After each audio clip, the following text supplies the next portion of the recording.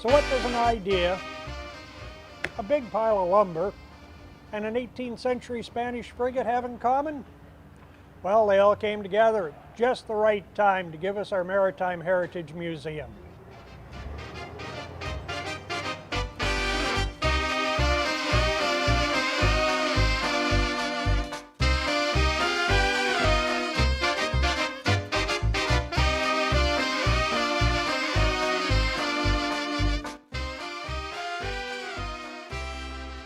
Today I'm here with Ken McKinnon, and we're going to discuss the history of our Maritime Museum here.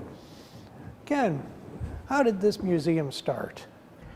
Well, like all great ideas, I think it started from a number of people sitting around talking about what they could do to enhance maritime heritage in Port Alberni.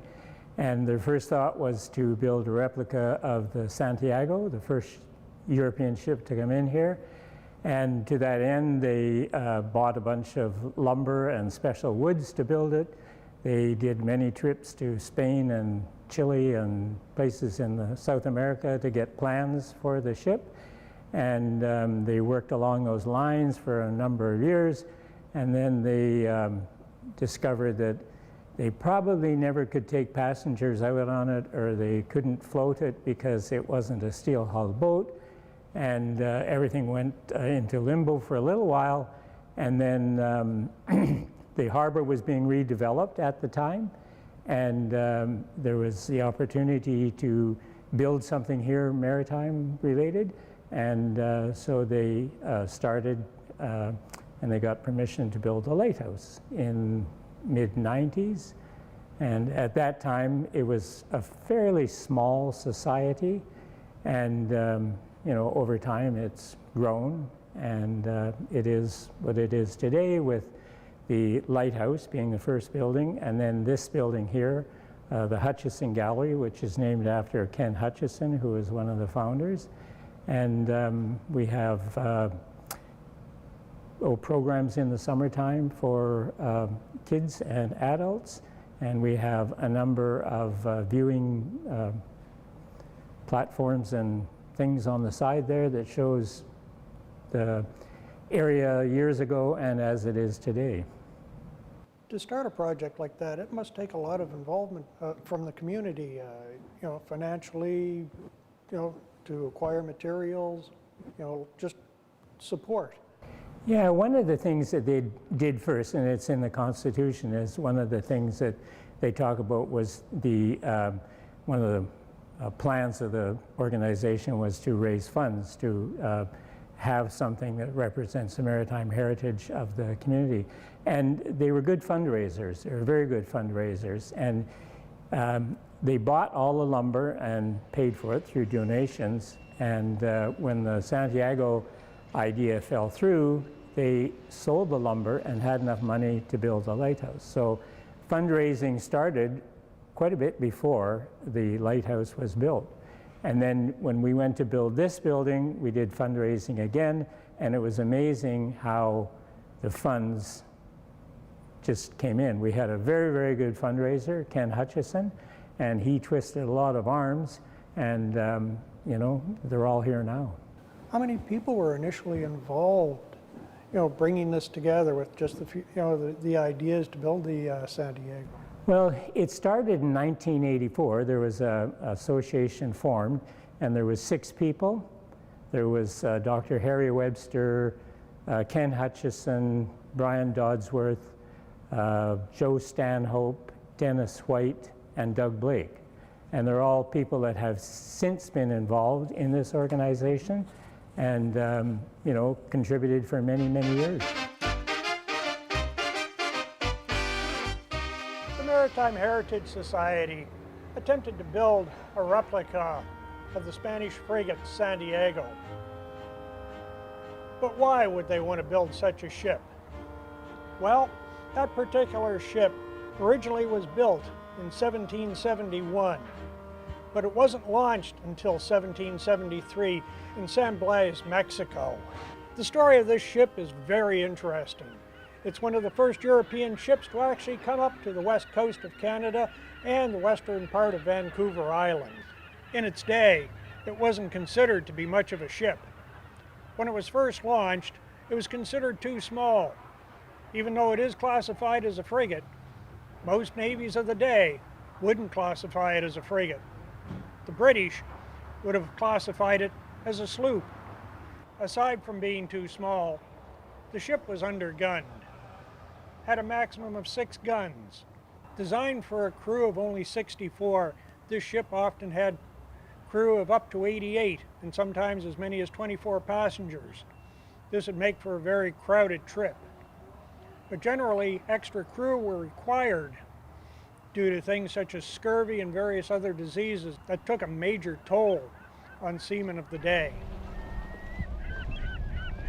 Our brave little San Diego did more than just explore the western coast of Vancouver Island.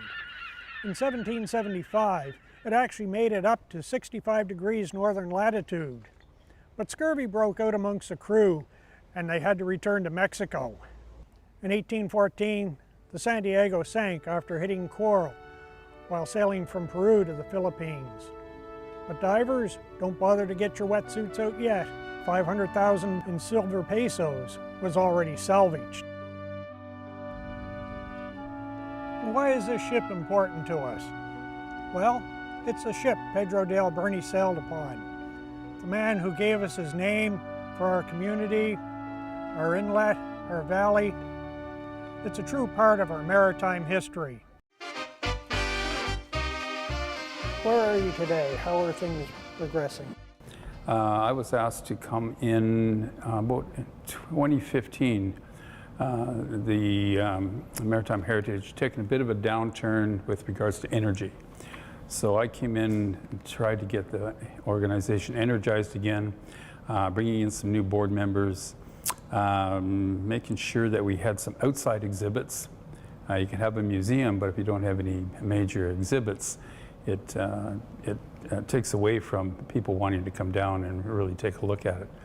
So since then, we've been able to bring on some new board members. We've been able to get a couple of iconic displays outside. We've been working with young people through Jen, our facility coordinator, getting some of the fences with fish on it and stuff like that. So making it more of a viable, visible, tangible organization that people can actually see that there's something happening down here. And recently you've picked up a couple of acquisitions, the Tatouche and the Swan. And the Swan, yes, to get some new things happening. And I think the board members like the fact that it's hands-on, and I think we're being able to attract more board members because of the fact that it's hands-on. And you have a number of things usually happening in the gallery. Lots of things happening in the gallery. Right now we've got an exhibit being set up for the SS Sophia. We have a seagull that we're going to get into a naming contest, and we're going to put them on our dolphin outside. You'll be able to see that seagull from the Beaufort Range, I think. So we've got a number of other projects that are coming online, and we're going to replace all our banners outside. And here again, just try to re-energize some of the things that are happening down here on Lighthouse Pier. And also, you have things happening down in the lighthouse itself, do you not? Well, right now we're kind of gearing up. We're trying to get our funding in place for this coming year because the lighthouse acts as a center for all our kids programs. And come June, July, and August, when we're running children's programs, we'll have all those things in place. Have you noticed over the last little while more people dropping by to visit? I think over the last year, and I think Jen will attest to this, is that we've had a lot more visitors down here. When you have more visitors, you have more donations that go towards running programs here at the center. We've moved over here to one of the temporary exhibits, the Sea of History. And I'm here with Jen Preedy. Good morning, Jen. Morning. And you have a lot to do with community involvement. Yeah. How did you get started in that, and when? Well, you could say I got started because of what I went through in high school. So I had an amazing teacher, and she really liked getting students involved with the community, especially because when I was at the high school, I was at the old high school, so there was a lot of talk of where to put the new one. And a lot of people were talking about, well, we don't want teenagers near us. So she kind of really pushed in changing that and changing how we thought of ourselves in a community. So I wanted to give students the same sort of opportunity I was given in working with the community and showing what I had to offer. So that's why I say I got this idea for this gallery of A Sea of History. So that's where it started, really. Aside from this one, you've probably had a number of other different things to bring in community involvement, have you not? Yeah, so we work a lot with other community groups like the Pacific Care and the library. So we've done a couple Dad's Nights Out where we're bringing kids in during the fall seasons. We have our fish on the fences, so during our summer programs the kids will paint the fish or whatever other marine shapes that we've done, and they'll get to leave it here and we'll put it on our fence so that when they come back in future years they can see what they've left behind. So it's like a footprint in a way. Yeah, so and we're trying to do more. I tried to implement a youth council, so to bring in younger voices in and having control of what they want to put on. So we're trying and we're getting the idea out to the community, so yeah. And how do people get involved with, coming in to get involved with the community? Well, we have 2 different social media formats, Instagram and Facebook, that people can get a hold of us through. We also have our website. We created a new personal website for us last summer, so people can email us through that. So, or they can just stop in or give us a phone call. We appreciate any help we get. And right now we're in one of the latest exhibits by the kids. Yeah, so this gallery space was designed by the grade 11 and 12 art out of the box class and the grade 11 and 12 drawing and painting class. So there's probably about 40 students involved, and I couldn't be prouder of these kids. I mean, they did amazing work, and I went in with this expectation that, okay, these kids might sort of get an idea of maritime history, but some of them got so passionate, and some of them took little ideas of these stories I was telling them about our artifacts and our ideas, and they totally played off of them and twisted them into their own creative idea and design, and that was the whole point. It was to inspire our youth to, I mean, they don't, not to maybe get them totally passionate about maritime history, but to let them know that it's there and that it's part of our community, which we don't talk about very much. And I was talking with their teacher, and for one of the classes, she said that that was when she saw the most focus, was after I had gone in to talk about this idea. So that was amazing to hear in itself.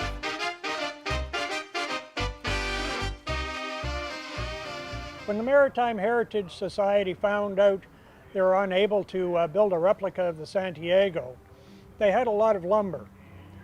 So, what do you want to do with a lot of lumber? Let's build a lighthouse. After deciding to build a lighthouse, the Maritime Heritage Society came up with an agreement with our local port authority. Once that was settled, an actual lighthouse was found. If you look at our lighthouse today, the upper section and a lot of the ironwork inside is actually an original lighthouse that had been on Chrome Island. That lighthouse had been decommissioned and was actually sent down island, where it was found by members of the staff here. It was actually trucked up here for the construction. The rest of the wooden part is built along the line of a West Coast lighthouse. When you go inside, they actually have a very beautiful museum in there with many of the artifacts coming from local lighthouses. The lighthouse doesn't use a lot of power. 120 volt bulb, 500 watts, but it's the mirrors that make it work. Just like this. Actually, what you should do, instead of me telling you the story, why don't you drop down, come and see the staff, and they can really explain it to you and show you the artifacts. Where do you see yourselves in, say, 20 years from now? Interesting question. Like, we sit on the properties of the Port Authority, and we have a 30-year lease here, and I think our lease is probably about 14 years to go on a 30-year lease. So we have that lease in place. So I think a lot of it's dependent on what happens with the Port Authority, and do they believe, and I think they do, that we're a good viable entity for them to be on this end of their yard. So we're going to do the best we can to kind of keep enhancing what's happening at the museum here. We might try to look at a couple more displays, but here again, when you have displays, you know, if you want to get shelters built and whatever, there's always a fee there to make that happen, you know, and fees may be $20,000, $30,000, $40,000. You know, when you look at the space that we have, it would be nice if we could actually expand the museum. Like take out this back wall, move it back in there about 20 more feet, so we have 20 more feet of working space for the museum. So, because I think maritime history is very important, especially in a community that has a history, a long inlet. You know, we've had a number of iconic boats, the Lady Rose, the Francis Barclay, and a few other ships that have been up and down our inlet. Like I know with the Lady Rose, there's some difficulties with it out in Tofino. I'd love to be able to get my hands just on the wheelhouse if they decide to let it go. Just to have the Lady Rose wheelhouse here, we'd find a place, and maybe that means an expansion to maybe get that in here. But here again, all this stuff is up in the air, and so all we can do is just continue what we do in making Maritime Heritage a viable entity for anybody that wants to come in, whether it's kids, adults, you know, tourists, and to connect more and more with other museums, maritime museums up and down the coast.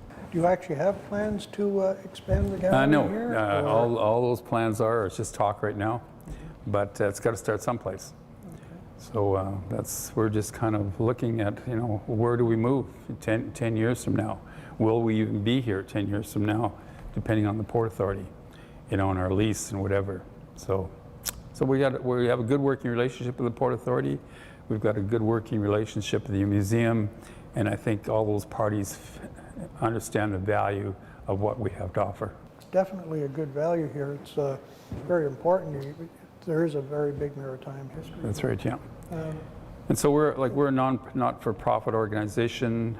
We have no ties. We have we have connections with the city, but we're our own entity. So we can basically do what we want, you know, based on our communication with the Port Authority and with the museum to make new things happen.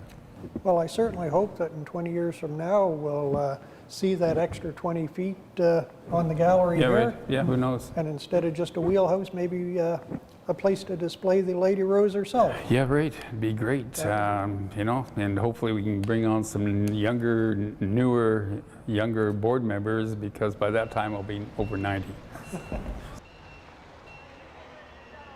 From an idea, a big pile of lumber, a lighthouse, and more, the story of our Maritime Heritage Museum has been an exciting adventure.